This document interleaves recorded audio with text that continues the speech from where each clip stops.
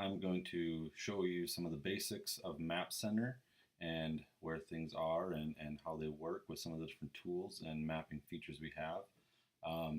The map interface itself is pretty simple. You can just do simple scroll and zoom just like any other map-based system. We have different layers that can be shown. For instance, we can show certain soil layers, the public land survey, township and section, and the background CLUs to get a feel for the government common land unit boundaries. You can also change the base map and some of those pieces as well.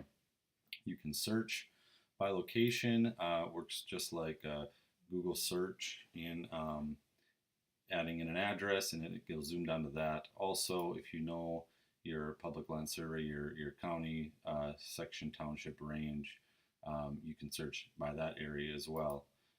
We have some basic features on the bottom. We have My Account, which shows how in relation to groups and other users you may have associated to in different regions and farms you set up.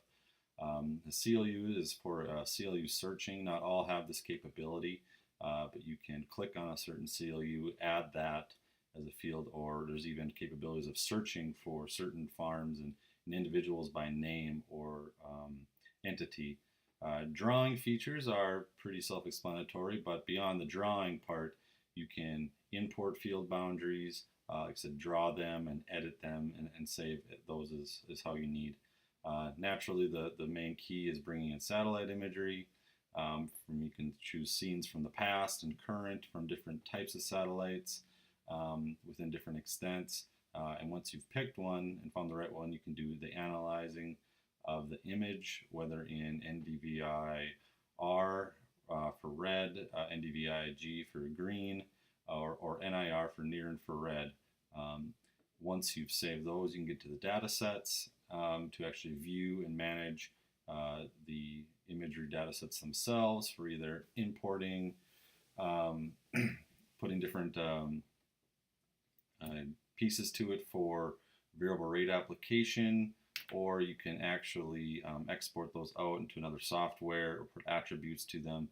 There's a multitude of things you can do in there.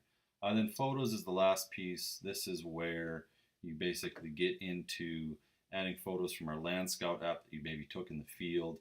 You can just add general pictures from in here if you want to, if there's something you want to represent. So it is up to you. So those are the basics of the system. Next we'll go over the other things that can be done.